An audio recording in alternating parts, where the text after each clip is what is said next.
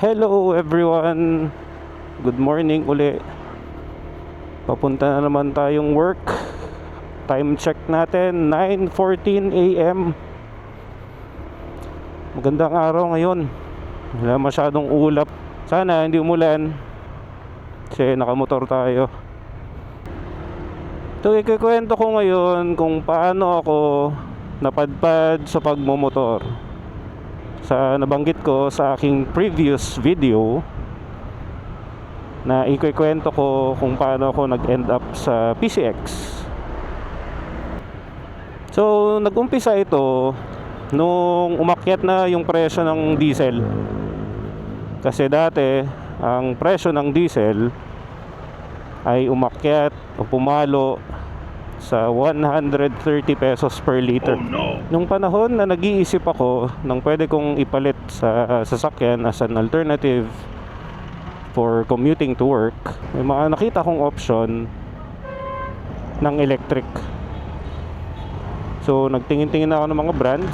Then nakita ko ang Voltaris or ang NXT series ng mga electric motorcycle. Very impressive siya on paper. Very impressive siya sa reviews sa YouTube kasi may mga moto vloggers na naka NXT motorcycles na. So syempre ako naman, ayos to may electric motorcycle. Laki ng matitipid ko nito. Kasi hindi ko maalala kung ilang watts yung NXT na motorcycle, specifically yung Voltaris Pro S. Pero ang kaya niyang range ay nasa 180 kilometers. Theoretically lang naman yan na perfect scenario. That's from 100 to 0%. So siguro ang magiging range mo talaga doon is nasa 140 kilometers, which is not bad. Lalo sa commute ko papuntang work, siya, okay siya. Magcha-charge ako siguro parang every 3 days, gano'n. Tapos ang na-estimate na ang na-estimate na gastos monthly na madadagdag is around 400 pesos lang ata, which is very good, not bad. Ngayon, gabi-gabi na ako nanonood ng mga vlogs or reviews about the Voltaris series. So ngayon, nagtitingin-tingin na ako. Medyo andun na ako sa desidido na kumuha ng Voltaris. So may moto convention na malapit sa office namin. To sabi ko, pagkakataon ko na to. Senyales na. So ngayon, sinasabi ko na sa mga ka-work ko na yung plano kong kunin na motor. Nung dumating kami doon, nakita ko na in person ang Voltaris at wala naman akong interest pa talaga sa motor noon. Wala akong amor sa mga motor noon. Pero sabi ko, ang ganda. Doon ako nagandahan sa isang motor nung nakita ko yung Voltaris na yun. Ito, may picture pa nga ako dyan. Yan. So ngayon, kinausap ko yung agent niya. Magkaning down payment, anong payment methods meron. Wala silang bank options Kumbaga, ang pwede lang nun is home credit or cash. Sabi ko, sige, okay. Tinanong ko magkano pwede kong i-down.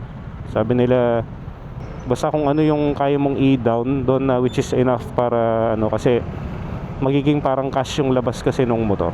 So, kunyari, nagbabayad ako ng 1,000. Pag na-release yung unit ko, babayaran ko ng remaining nun. So, yung Voltaris Pro S nun is nasa 104,000 pesos ata. Hindi ako nagkakamali. Tinanong ko kung gaano katagal ang unit na marirelease. Sabi sa akin, around 2 to 3 weeks. Ako na medyo na-disappoint kasi akala ko the next day or the day itself meron na. Siyempre, it's not the way it goes. Natuto ako maging patient na okay, sige, antayin ko na lang. So nag-down payment na ako noon. Ayun na, may mga freebies na ako nakuha. May payong, may bag na may bag. Then ayun na, the waiting game started already. pagbalik namin sa office, in-expect nila talaga is bibili na ako ng motor, which I did naman. Technically, bumili na ako. So excited na sila. Mas excited pa yung iba para sa akin kasi sa wakas magkakamotor na ako. Kasi dati-dati parang kinikwento ko lang na gusto ko ng motor pero ayaw payagan ng asawa ko. Now let's fast forward to 3 weeks. Tinawagan ko yung branch NXT na yun. Ano kung kailan kaya pwede nang kunin yung unit. Yung sagot nila, gulat ako. Kasi sabi sa akin, baka sa June pa daw.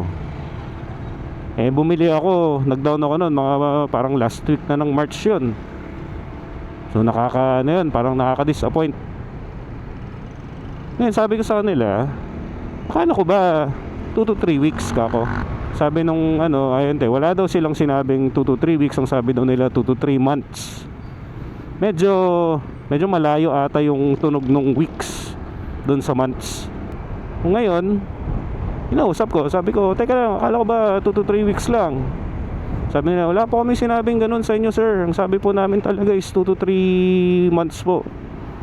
Kaya nagtanong ako doon sa mga katrabaho ko, nakasama ko doon. Ano ba sinabi talaga, months o weeks? Di ba weeks? Sabi, oo, weeks yun eh. Nag-start na yung disappointment ko. Dumating na ako sa point na sinasabi ko na nag-down ako sa inyo, klaro nung usapan na 2 to 3 weeks. O sige, pag bibigyan natin, mag-aantay ako.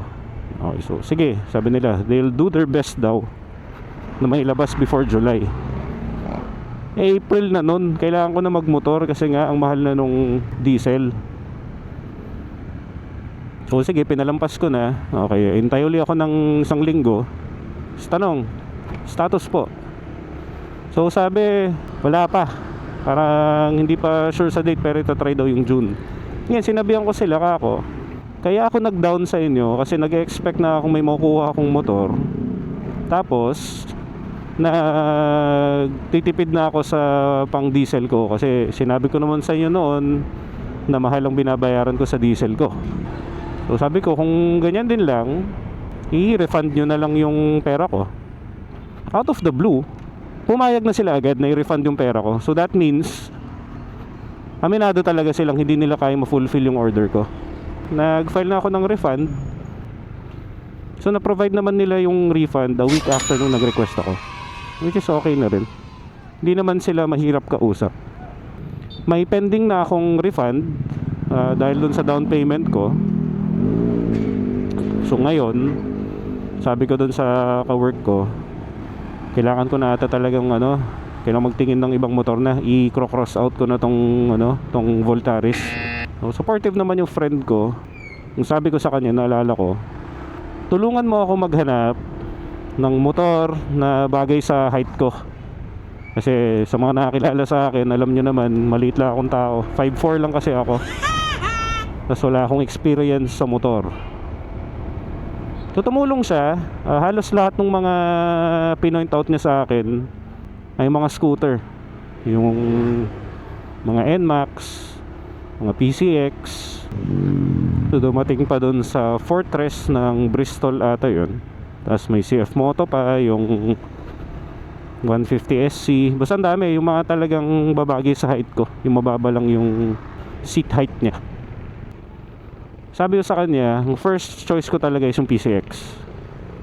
Kasi mga kaibigan ko dyan sa Baguio na nakakaalam, naging parang naging eye catcher lang sa akin yung PCX nung 2021. Yun lang, as in yun lang talaga. So sabi ko PCX, pero ang labanan din is yung price point. So meron yung mga at par with the price na parang okay din naman siya eh. So yan na, talagang matinding pag-filter ang ginawa namin, matinding pag-double check. Ngayon, nag-message na ako ng mga agent, ganyan, na nangamusta kung may available bang ganito. Nag-chat ako ng mga kasa na meron po ba kayong stock nito, ganyan, or may pwede bang ma-test drive to say. Sabi nila, sir, wala po kaming units for test driving. Cubs!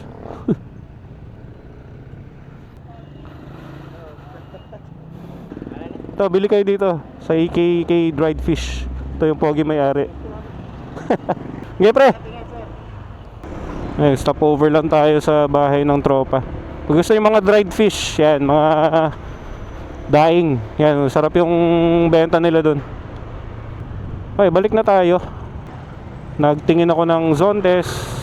Actually pala, yung Zontes 150X, medyo matunog na siya nung mga time na yon. Ang problema lang, nung tinanong ko yung agent nila, wala pa silang stock nun. Darating din yung stock ng June. So wala na agad yun. Hindi na kasama ng list ko. So ngayon naman, nagtanong-tanong sa agents yan, tapos naging talking point na yung price. Medyo okay yung prices nung ibang motorcycles as compared sa PCX. Kasi nga, yung PCX ko ang nasa number 1. So merong may less 20k, less 30k, iba less 40k pa yung price niya. Then na-realize ko na total, nagko-Honda na ako nun eh. May Civic ako nun eh. Sabi ko, mag-Honda na lang ata ako kako dun sa kaibigan ko kasi experience ko na ang quality nila sa sasakyan. So malamang sa motor, ganun din yung build quality nila. Nag-lock in na ako sa PCX. So final na yung decision ko, PCX na talaga kako. Naghanap ako ng mga dealer na nagbebenta ng PCX na malapit dito sa amin sa Las Piñas. So, may mga nakita na ako. Ang retail price kasi or ang SRP ng PCX is nasa 154,000 pesos. All in na yun. Wala nang patong yun, wala nang ano. As in, yun yung given price. Yun, may nagbebenta ng PCX na 158k, which is okay lang naman din. Pero yung iba kasi nagbebenta 162, 163, which is way above the selling price. Then may nakita akong isa na as is, kung ano yung SRP niya, yun yung benta nilang presyo. Okay, tanong na ako, meron ba sila nung road sync na unit? Niisip ko nun, total kukuha naman ako ng first na motor ko, bakit hindi na lang yung mataas na variant? Nice. Kasi iba, first bike natin to eh. So yan na, road sync na yung kukunin ko. Yung price point niya okay siya, walang issues whatsoever. Okay na okay siya. So ayun na, sabi ko kukuha na ako ng unit. Send mo lang po sa amin yung mga requirements na kailangan mo. Ayun na, sinend ko naman ng lahat. Tinanong ko sila na gaano ba katagal bago makuha yung unit. So sabi niya, actually sir, the following day pag na-approve na po yung mga documents nyo, makukuha nyo na po yan. Okay, go. Walang problema. Nagulat ako kasi 'di ba, yung pinanggalingan kong Voltaris Pro S, matagal eh, pero ito the next day okay na. Ayos ka ako. Then the day came na ready for release ng unit. So nakiusap ako dun sa friend ko na pinagtanungan ko kung pwedeng samahan niya ako na ilabas yung motor ng Monday. So parehas kami nag-rest day ng Monday. Tapos may plano namin is siya yung magblablock nung traffic pag magcro-cross ako ng road. Kasi hindi ako marunong mag-handle ng traffic nun. Then Monday, April 27, 2026. Malapit lang kasi yung casa dun sa bahay eh. Mga 900 meters to 1 kilometer lang naman siya. Naglakad ako papunta sa casa habang dala-dala yung helmet. Kabadong kabado ako naglalakad nun. Dami kong iniisip, sabi ko, tama ba itong gagawin ko? Ilalabas ko pa ba talaga to?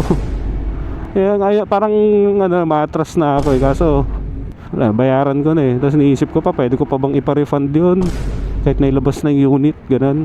Ang dami tumatakbo. So mas papalapit ako ng papalapit dun sa casa, mas nagro-grow yung anxiety ko na ayokong ituloy. Parang ayoko na talaga. Sabi ko, well, titiisin ko na lang yung sasakyan. Total, bumababa naman na yung presyo eh. Kasi bumababa naman na talaga nun yung presyo ng diesel.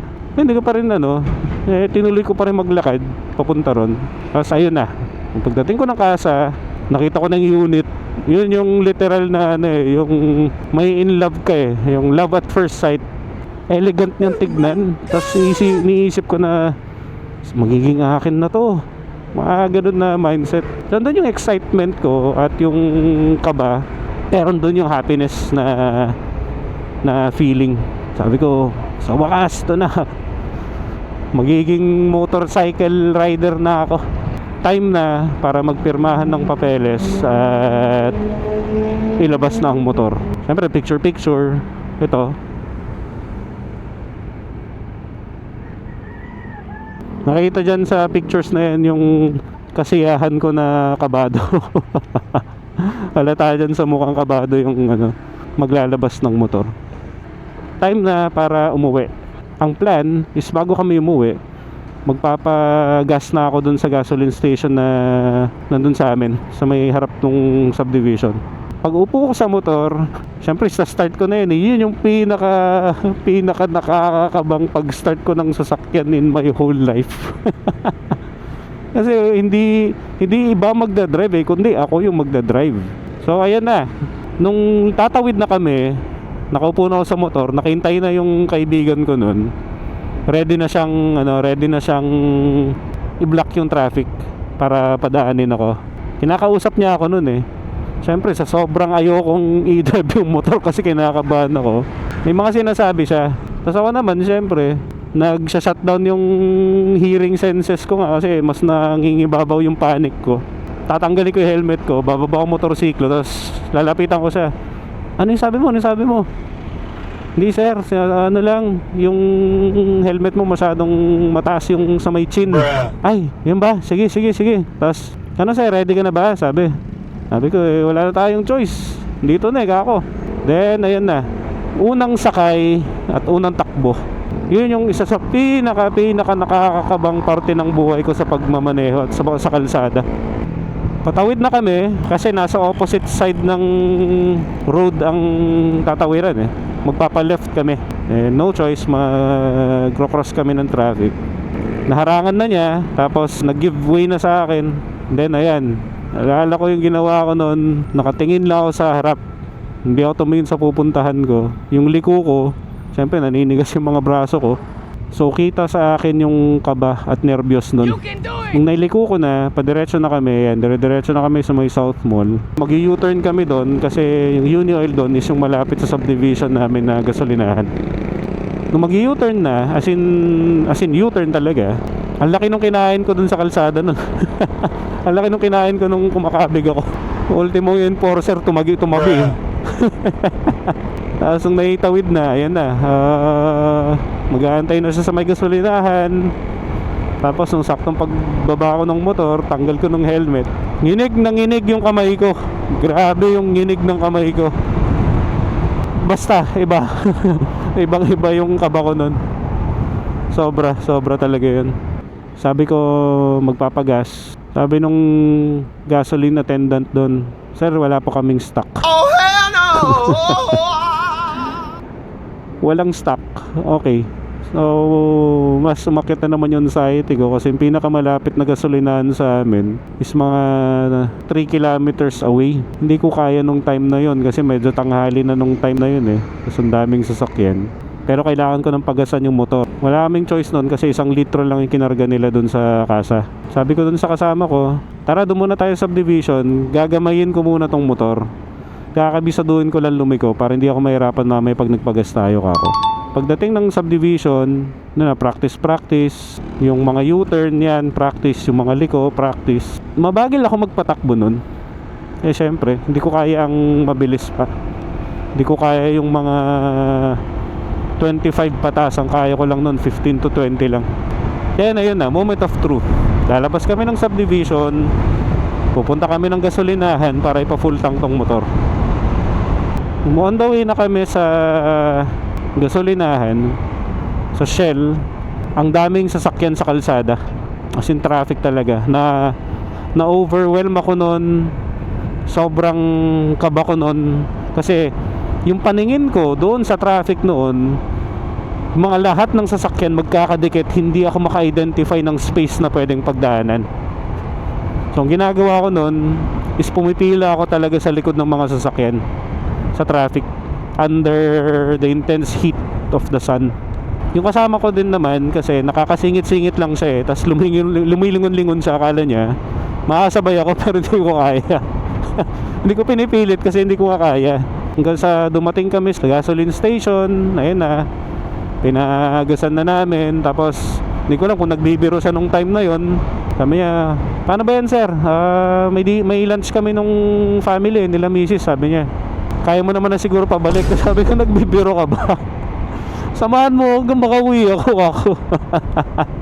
Tapos ayun na, hanggang sa blinak niya uli yung traffic nun. Tapos this time, doon ako sa right side dumaan sa may shared lane for motorcycles and bicycles. Yung problema naman doon, hindi ko tinitignan yung harap. Nakatingin ako doon sa dinadaanan mismo, literal na sa may baba, sa may gulong. Kasi hindi ko alam kung paano ako magna-navigate nun eh. Kasi nga nakatingin lang ako, kailangan ko makita yung dinadaanan ng motor ko. Sa magugulat ka na lang, may biglang ramp pala, ganon. Nakakaba talaga nung time na yun. As in, sheer willpower na lang yung tumutulak sa akin nun para magmotor. Kailangan ko na lang talagang may uwi. Lagi kong iniisip nun, parang ayoko nang gamitin to, parang gusto ko nang ibalik, sabi ko sa sarili ko. Kasi ayoko talaga ng feeling na yun. Grabe na. Alam mo yun, parang nakaka-stress na, nakaka-pressure na kasi ginagawa mo isang bagay na hindi ka komportableng gawin, na parang napipilitan kang gawin. Yun yung tumatakbo sa isip ko nun. Kaya ngayon, proud ako sa sarili ko kasi na-overcome ko yung challenges nun, yung anxiety ko nung first na ride ko sa motor. Na-build yung confidence ko. Pero grabe talaga yung kaba ko nung mga panahon na yun. Walang makakapantay dun. So, nung nauwi na yung motor, practice uli. Parang yung mga oras nun, nilalaan ko sa pagpa-practice ko sa loob ng subdivision. Hindi ko iniisip noon kung paano yung fuel consumption ko. Hindi ko na iniisip yung mga yan. Ang iniisip ko lang noon is kailangan ko makabisado yung motor ko. So, tuloy-tuloy na yan for 2 days, Monday at Tuesday, kasi yun yung rest day ko. Yun yung nilaan kong time para mag-practice ako. Then ayun na, hanggang sa dumating sa point na gabi-gabi ako nagpa-practice kasi alam ko walang traffic. Doon ko talaga kinuha yung chance at opportunity para ma-practice ko ang fast moving, hanggang sa na-build na yung confidence, hanggang sa dinadala na sa office. So that ends the story of how I started my motorcycle journey. Kung may gusto kong i-share, comment down below. Basahin natin yan. So till next time again guys, bye bye. Stay safe always.